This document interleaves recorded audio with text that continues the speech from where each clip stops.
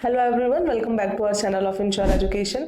मैं हूं मुमताज़ एंड आज के वीडियो में मैं कुछ कॉमन सवालों के बारे में बात करने वाली हूं जो कि बच्चे अक्सर मुझसे पूछते हैं। जैसे कि मैम, अगर हम एमबीबीएस करने बाहर जा रहे हैं तो हमें कौन सा फ़ोन लेना चाहिए, कौन सी हमें सिम कार्ड अपने पास रखनी है, किन चीज़ों का हमें ध्यान रखना है। जब हम वहाँ चले जाएंगे तो हमें वहाँ की लोकल सिम किस तरीके से मिलेगी, क्या क्या डॉक्यूमेंट्स रिक्वायर्ड होते हैं। एंड इवन पेरेंट्स भी बहुत बारी सवाल पूछते हैं कि मैम बच्चों को सिम किस तरीके से वहाँ पे जाके मिलेगी, और इंडिया से अगर वो जा रहे हैं तो उन्हें किन किन चीज़ों का ध्यान रखना है। तो आपके सिम कार्ड से लेके आपका फ़ोन से लेके जो भी डाउट्स हैं वो सारे इस वीडियो में क्लियर हो जाएंगे। सबसे पहले मैं बात करना चाहूँगी कि जब आप बाहर जा रहे हैं एमबीबीएस करने के लिए, फिर भी आपके लिए इंडियन नंबर इंपॉर्टेंट क्यों होता है। देखो, जब आप बाहर जाएंगे तो आपकी जितनी भी यूपीआई ऐप्स हैं जैसे कि फ़ोन पे, गूगल पे, ये सारी वहाँ पे भी चलती हैं। बच्चे को जो अमाउंट पेरेंट्स भेजते हैं वो डायरेक्ट यूपीआई से भी ट्रांसफ़र करके भेज सकते हैं। अब उनको वहाँ पे निकालना कैसे है वो एक दूसरी चीज़ है, वो मैं आपको बाद में बताऊंगी। तो ऐप्स आपके वहाँ पे भी चलेंगी।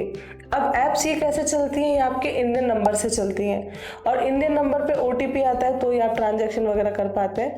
तो इसी वजह से ये सजेस्ट किया जाता है कि आप इंडियन नंबर लेकर जाइए। उसमें रिचार्ज भी आपका होना चाहिए, क्योंकि अगर आपने लंबे टाइम तक अपने फ़ोन में रिचार्ज नहीं करवाया तो हो सकता है कि आपकी सिम बंद हो जाए। सिम बंद हो जाएगी तो आपका ओटीपी वगैरह सब आना बंद हो जाएगा। अगर ओटीपी वगैरह नहीं रिसीव होंगे तो आप यूपीआई एप्लीकेशंस को यूज़ नहीं कर पाएंगे। तो इसी वजह से इंडियन नंबर काफ़ी इंपॉर्टेंट हो जाता है, क्योंकि आपके यूपीआई ऐप्स के लिए जो भी वेरिफिकेशन होता है, जो भी ओटीपीज होते हैं, वो आपके इंडियन नंबर पे आता है। सेकेंडरी, जब आप बाहर जाते हैं तो बाहर जाने के बाद आप अपने पेरेंट्स से, इंडिया में आप अपने रिलेटिव से, फ्रेंड से, जिनसे भी बात करते हो उनसे आप व्हाट्सएप पे बात करते हो। डायरेक्ट कॉल वहाँ से पॉसिबल हो नहीं पाता। अगर पॉसिबल करना है आपको तो उसके लिए एक्स्ट्रा चार्जेस होते हैं। तो यूजुअली बच्चे व्हाट्सएप पे ही बात करते हैं। अब व्हाट्सएप अगर आपका पुराना नंबर रहेगा तो आपके पास पुराने कनेक्शंस भी रहेंगे, इसी वजह से आपको अपना नंबर सेफ रखना है। तो एक दूसरा कारण होता है कि आप उससे व्हाट्सएप भी अपना यूज़ करते हैं। इन केस आपके व्हाट्सएप में कोई प्रॉब्लम आ गई, आपको दोबारा वो रीइंस्टॉल करना पड़ रहा है, आपको ओटीपी चाहिए तो वो ओटीपी आपको वहाँ पे भी आ जाएगा। तो आपका व्हाट्सएप हो गया एक। तो दूसरी चीज़, आपके जो भी यूपीआई ऐप्स हैं उनसे आपका नंबर कनेक्टेड होता है। तीसरी चीज़, कभी आपको इमरजेंसी कॉल या एसएमएस आ गया बैंक के तरफ से या फिर आपकी कोई इंश्योरेंस पॉलिसीज़ के तरफ से, तो उन सारी चीज़ों के लिए भी आपको अपना इंडियन नंबर वहाँ पे रखना पड़ता है, ताकि जो भी इंपॉर्टेंट ओटीपीज़ हैं वो टाइम टू टाइम आपके पास आ सके। ये इंपॉर्टेंस होती है इंडियन नंबर की बाहर जाने के बाद भी। तो आपको अपना इंडियन नंबर तो लेकर जाना है। अब यहाँ पे सवाल आता है कि मैम हम इंडियन नंबर अपना जो लेकर जाएंगे उसको किस सिम में रखेंगे। देखो, जनरली आजकल जो फ़ोन आ रहे हैं वो सारे फ़ोन डुअल सिम आते हैं, सिम 1 एंड सिम 2। सिम 1 हमेशा प्राइमरी सिम होती है, सिम 2 सेकेंडरी सिम होती है। जनरली जब हम सिम 1 को एक्टिवेट करते हैं तो जो आपका 5G वगैरह नेटवर्क है वो सिम 1 में अच्छे से कनेक्ट हो जाता है। तो आपको क्या करना है, आपको सिम 2 में इंडियन नंबर रखना है, क्योंकि इंडियन नंबर आपका सिर्फ ओटीपीज़ वगैरह के लिए काम आएगा। दूसरा, उससे आप व्हाट्सएप चलाएंगे, बट जो आपका इंटरनेट यूज़ होगा, मोबाइल डेटा यूज़ होगा, वो सिम 1 का होगा। तो आपको जिस भी कंट्री में आप जा रहे हैं उस कंट्री की सिम आपको सिम 1 में रखनी है, और आपको सिम 2 में रखनी है इंडियन सिम। तो ये क्लैरिफिकेशन मिल गया कि सिम इंपॉर्टेंट क्यों है और आपको कौन से स्लॉट में रखनी है। एक ऑप्शन बच्चों के पास ये होता है कि आप अपना ई सिम कन्वर्ट कर सकते हैं।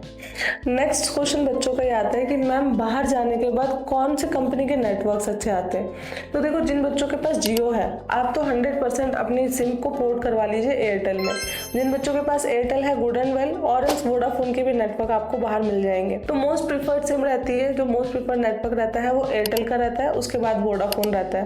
तो ये मैं आपको ज़रूर बताना चाहूँगी कि जियो के नेटवर्क नहीं आएंगे तो जियो की सिम आप पोर्ट करवा लीजिएगा। कुछ बच्चे मुझसे ये भी सवाल करते हैं कि मैम हमें फ़ोन कौन सा ले जाना चाहिए। देखो, फ़ोन आप कोई सा भी ले जा सकते हैं। फ़ोन एंड्रॉयड होना चाहिए, आपके 5G नेटवर्क को सपोर्ट करता हो। ये डिपेंड करता है आपके ऊपर, आपका क्या बजट है।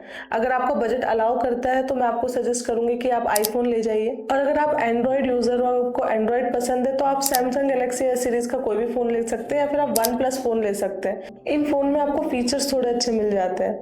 और अगर आप कोई भी फ़ोन ले रहे हो, ज़रूरी नहीं जो मैंने आपको सजेस्ट किया वही आपको लेना है। पहली कंडीशन तो मैंने आपको बता दी कि आपको फ़ोन लेना है जो 5G सपोर्ट करता हो।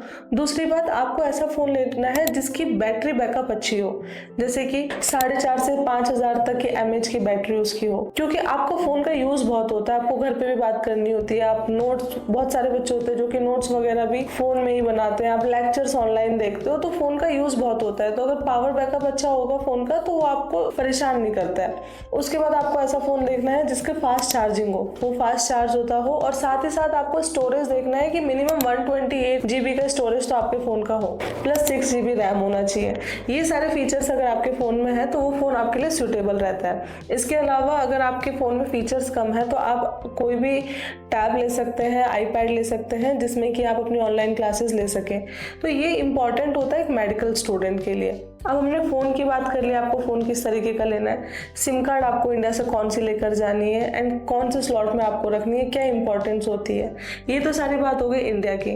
बट अब बच्चों का ये सवाल आता है कि मैम इंडियन सिम तो ठीक है, बट जब हम बाहर जा रहे हो तो वहाँ पे हमें लोकल सिम किस तरीके से मिलेगी। यहाँ पे दो ऑप्शन होते हैं। पहला ऑप्शन तो जो आपका कॉन्ट्रैक्टर है वही आपको सिम इशू करवाता है, तो बच्चों को फर्स्ट ईयर में कोई भी टेंशन होती नहीं है, ये सारा काम कॉन्ट्रैक्टर्स का होता है।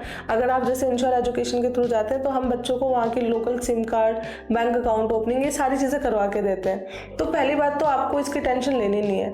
दूसरी बात, इन केस कभी ऐसा हुआ कि आपको ये सपोर्ट नहीं मिल रही है कंसल्टेंसी से, तो उस केस में आपके पास ऑप्शन होता है कि आप जैसे ही एयरपोर्ट पे पहुंचेंगे, जिस भी कंट्री में आप जा रहे हो उस कंट्री का जो एयरपोर्ट होगा, एयरपोर्ट पे ही आपको वहाँ की लोकल सिम मिल जाएगी। लोकल सिम लेने के लिए आपको अपना पासपोर्ट दिखाना पड़ता है, वहाँ पे कोई बायोमेट्रिक्स आपकी होती नहीं है, एंड इन सम केसेस वो लोग आपसे वीज़ा भी ले लेते हैं।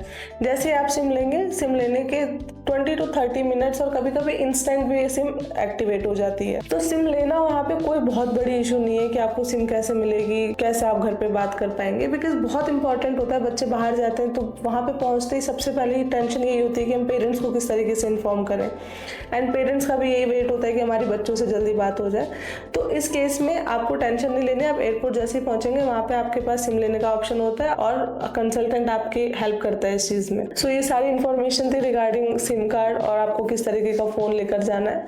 इसके अलावा भी अगर आपका कोई डाउट हो तो भी आप कॉन्टैक्ट कर सकते हैं इंश्योर एजुकेशन से। Thank you for watching my video.